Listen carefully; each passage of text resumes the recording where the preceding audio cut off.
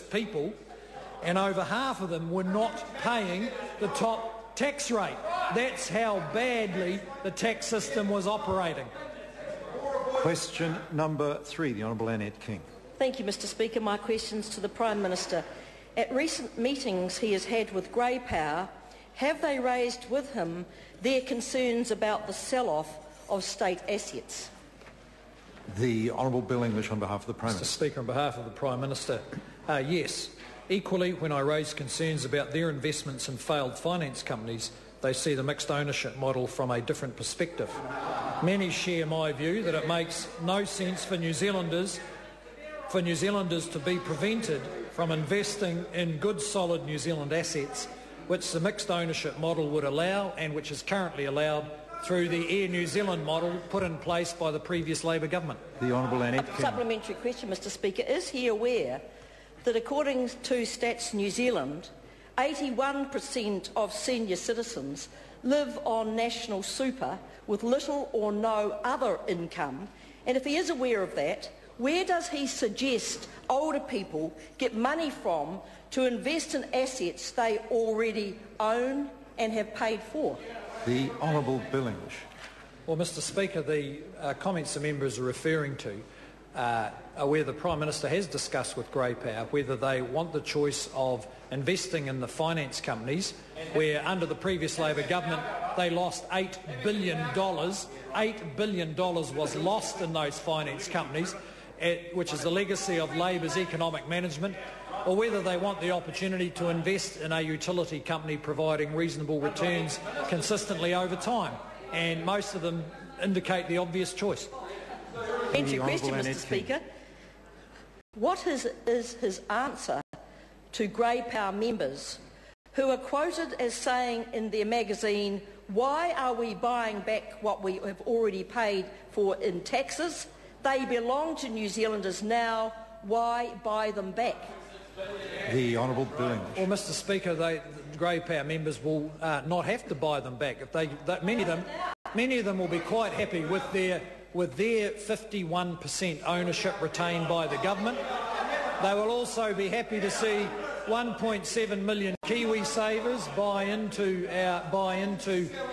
SOEs. They'll be happy to see ACC, in which they've all invested, being able to buy shares, and also Kiwi mums and dads looking for ways to invest their hard-won savings. The Honourable Annette King. Mr Speaker, can he remember advertising in the Grey Power magazine recently saying, "We are working for you, security, well-being and respect"? And if so, does that respect include listening and acting on the advice of those older people who are saying selling our state assets they paid for is totally unacceptable?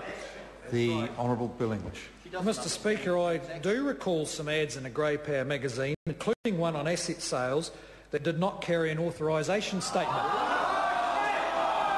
And I think that will be among the material referred to the police, with the Labor Party yet again in trouble for breaking the electoral law.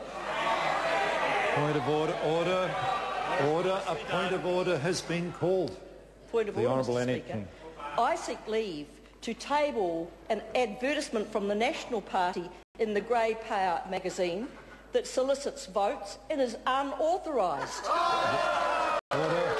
Leavers sought to table an advertisement from the Grey Power magazine. Is there any objection? Someone wants to know what date? It is the March magazine 2011. Thank the member. Is there any objection to that document being tabled? There is no objection. There is no objection. The Honourable Annette King, supplementary question. Supplementary. Order. Thank you, Bill. Thank you, Bill. Order. I apologise, I didn't hear the member at the back of the House calling Pesata Sam Lotu-Iiga. Thank you, Mr Speaker. To the Prime Minister, what other economic messages has he communicated to superannuitants? The Honourable Bill English. Well, Mr Speaker, more good news, which is why the Prime Minister is so popular at Grey Power meetings. In the last 3 years, prices have gone up 10% in total, but superannuation rates have gone up 19%. That means, for example, that a married couple on super is getting $166 more per fortnight than 3 years ago. $166 more per fortnight. This is a result of tax cuts and real after-tax average wage increases, and they are happy about that. The Honourable Annette King.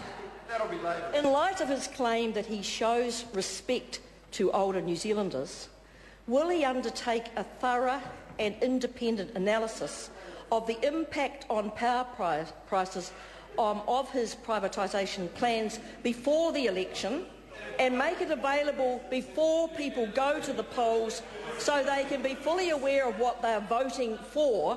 If not, why not? The Honourable Bill English. Well, Mr Speaker, an independent analysis of power prices shows that older people were right to feel that they were victims of rapacious state-owned companies over the decade that Labor were in power, because power prices went up 70% in 8 years.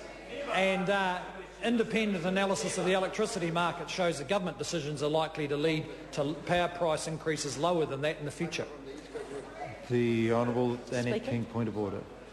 Mr Speaker, I did ask, would he undertake a thorough and independent analysis of power prices before the election and release it so people could know what they were voting for? I didn't ask what had happened in the past. I asked whether he would do that. He went nowhere near that question. He, towards the end of his answer, and I've accepted, did not start as a direct answer to the question, but towards the end of his answer, the Minister claimed analysis had been done, if I heard him correctly, and I can't judge the accuracy or otherwise of that. That's what I believe the Minister told the House. So I believe that did answer the question that analysis has already been done. Does the member wish to ask further supplementary to the Honourable Annette King? Could the Minister tell the House which document this work is available to this House? Which document is he using to say the independent analysis has been done on privatisation and power prices from their policy? The Honourable Bill English. Oh, well, Mr Speaker, the government has done an electricity market review and that showed that regardless of ownership, the structure of the market was not as competitive as it should have been, something the Labor government said that it was going to fix but didn't. And so the government has made a number of changes as a result of that review. And the second point is this: if the Labor Party thinks that private ownership automatically means that businesses can put prices up, then why didn't they go out and buy back the supermarkets and buy back the clothing stores so that people can have lower prices? Hesitasam Lotu-Iiga. To the Minister, what other reports on asset sales has the Minister seen in relation to grey power? The Honourable Bill English. Mr Speaker, I've seen reports that back up the material we've already covered today, which is that a lot of older New Zealanders are bitterly disappointed that they lost their life savings, $8.5 billion worth of it, in the crash of the finance companies, and they are looking for better opportunities for themselves and particularly for their families to invest their savings safely in New Zealand. And a re-elected national government will provide those opportunities. Question number 4, Dr. Cam Calder. Thank you, Mr Speaker. To the Minister of Corrections.